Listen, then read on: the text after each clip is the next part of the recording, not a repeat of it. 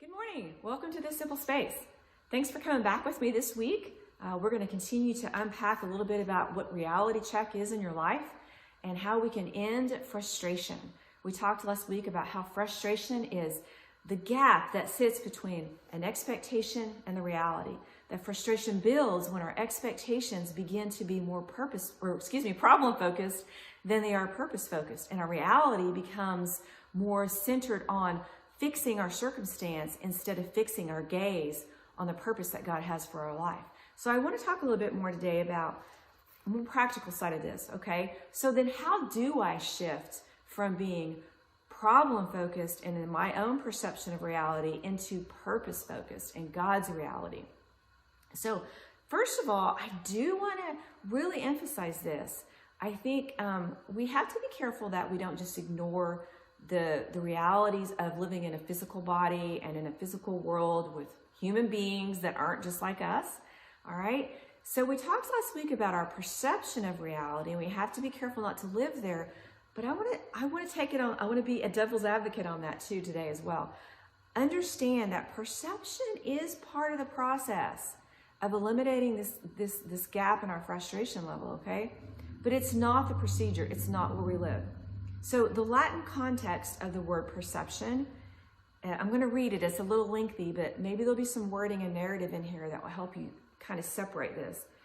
Gathering or receiving for the organization, the identification, and the interpretation of sensory information in order to represent and understand the present environment. A simple way of saying this is basically, this is your lizard brain. If any of you guys have heard that before, there is literally a part of your brain that they call the lizard brain. It is so base and it is so strictly just engaged to protect you. It is fight or flight, okay? Your sensors, the sensory perception that God has put into you is real. And it's there to help you gather evidence and to help you gather information, but not to live in fear of that information, but rather to make determinations to give you reality checks on where you need to shift and where you need to move, okay? So it's okay to ask the questions, what is missing? I'm feeling frustration right now. All right, let me use the perception of my current reality to make a determination of where I need to move to. You can ask those questions. What am I missing? What's missing in my life?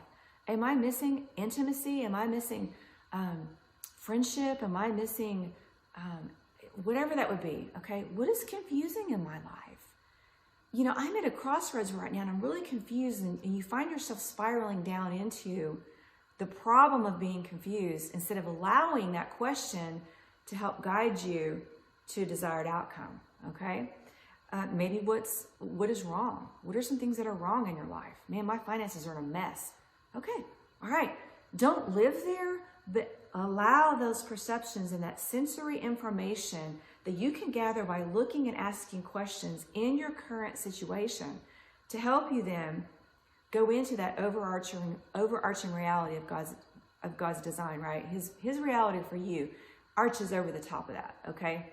Where those things we just talked about, the things that you're perceiving and gathering information on, those are finite. They will have an end, okay? They will have an end. Where God's overarching reality in your life, what really covers you, what really guides you, is a reality that is infinite, okay? It's gonna layer over whatever's happening in your life right now, okay? So this overarching reality of God's design is actually going to give us a powerful weapon against frustration.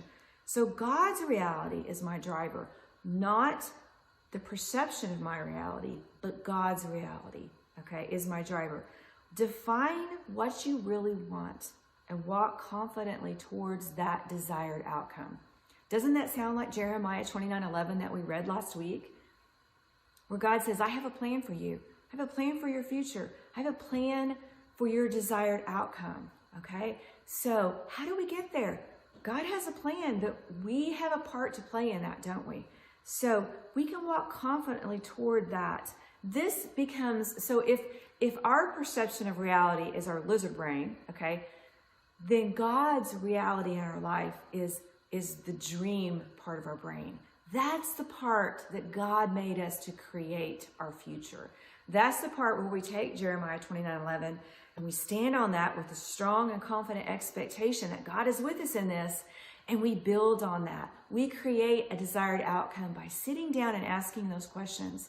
If I ask the questions, what's wrong in my life right now? What am I missing and what's confusing? And then I set a desired outcome that arches over that, and I begin to walk towards that, not towards what's wrong. I'm telling you guys, you're going to have some breakthroughs in your life. Okay, you're going to have some breakthroughs. So how do we change our mindset? You say, well, Steph, I am in a purpose or a problem-focused life, but that's all I've ever known. I get that, because most of us, that's all we're taught. We live in a negative world, and that's just where we live, and that's just how we function, and that's how 99.9% of the people are. We just filter into living in the negative instead of purposing to have an outcome that we desire, okay? Nobody desires to have a bad outcome in your life, by the way. So what can I do to begin to live in God's reality? I can begin to daily make changes. And I love daily. God gives us days on earth. Days on earth. The reason he gives us days is it gives us that mental picture of every 24 hours I get to start again, or I get to do it better. Okay, today sucked, okay? Pardon my French, but it just did. But tomorrow I get to do it better. Tomorrow, if I have a plan set out, if I have something that I'm walking towards, I can start again and do better, okay? Begin to practice developing awareness in your daily engagements. This is a starting place. Just begin. When you feel frustration rise, when you say those words, man, they just frustrate me. They just annoy me. I'm so irritated. When you find yourself in that narrative and in that language, just begin to be aware mentally to stop and say, all right, God, I need to do a reality check on that, okay? Do a reality check. And then find ways to realign with God's reality. I think there's 4 things you can do, 4 simple things you can do right here. Number 1, intentionally choose God's word versus cultural emphasis. Guys, this is huge. We tend to be dictated by cultural emphasis, don't we? We spend boatloads of time on Facebook. We spend boatloads of time listening to people rehearse their problems. We spend boatloads of time just in our daily life of working in a job where maybe there's a lot of negative commentary, okay? It's really important because of that we also spend intentional time choosing God's words, putting those words in front of us, however that looks for you. Whether it's on your lock screen, when as soon as you pick up your phone, God's word is the first thing you see before you swipe. It's a great way to put his word in front of you. Maybe you put Jeremiah 29:11 right there. Every day you see that, okay? Number 2, develop and maintain strong partnerships that lean towards growth and improvement in your life versus those relationships that just build toxicity, okay?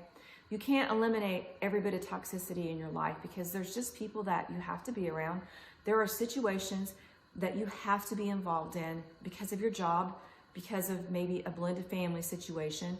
But my point is, be intentional about building strong relationships around that. Just like your body builds a strong defense around a piece of bacteria or a virus, that bacteria is still there, right? Potentially, but your body builds a shield around that.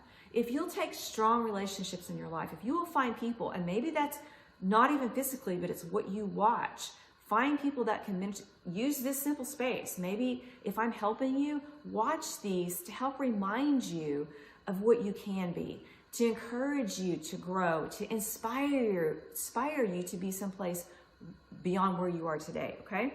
Number 3, find areas of serving. A lot of times, just getting out of your own dump and self can be the very thing that brings you up and eliminates that frustration gap. Just by serving somebody else. Maybe it's your mate. Maybe it's your kids. Maybe it's that coworker that you struggle with. Maybe it's just finding a way to serve them. It gets you out of the me victim mentality, okay? And finally, number 4, I think this is huge. This is huge like number 1 is. Seek God and learn to dream. It is no wonder. It's just no wonder that we only have one view of reality, isn't it? Because we really seldom step into this space with God. We don't spend time seeing beyond where we are. Seriously, guys, we don't. I don't. I'm guilty of this. I'm working on this right now. I've got to put my desired outcome with God. I've got to put that reality and that dream that he put in my heart. I've got to put it in front of me. I can't just think about it once a year in January. I've got to think about it all the time. As a result of never spending time with God in this space, as a result of never practicing seeing beyond where we are, we have no other picture of reality. We have nothing else to assign our words and our thoughts to, do we? We cannot find a better way if we don't have a picture beyond today. That's just something God's dealing with me about. You know, I can't live in an infinite reality with God if I don't have a picture of what that looks like. And I'm not talking about having it all written out and never deviating. I'm not talking about legalism. I'm talking about organic, dreaming, creative process with God that gives you a picture that you can stop and think about when you're in the middle of the heat, when you're in the middle of something yucky and stinky and gross, because this is the life we live in. You have something to assign and align your thoughts towards. You have a reality that you can check into that's beyond where you are today. So remember that we cannot find a better way if we don't have a picture of something beyond today. The reality of our circumstance is not an indicator of the reality of your design. Live purpose-focused. Live in a way where you are choosing to look for good. You are meditating on the things that God ascribes to your current and future success, and you will find that your frustration gap is greatly eliminated. So ask yourself some questions this week as we close. Have I harbored misaligned expectations? Have my expectations been, I'll be better when this situation stops. I'll be better when that person decides to do what I say that they should do. All right? Have you had misaligned expectations? What one thing can you commit to practicing in order to close that frustration gap? Which one of those 4 things can you commit to? Can you choose God's word over cultural emphasis? Can you develop a strong relationship intentionally that offsets something that's toxic in your life? Can you find a way to serve somewhere? Can you seek God and learn to dream? Can you find a better way by having a picture of something beyond today? Do a reality check, guys, and I think you're going to find you'll be free from frustration in your life. Have a great week, and we'll see y'all soon.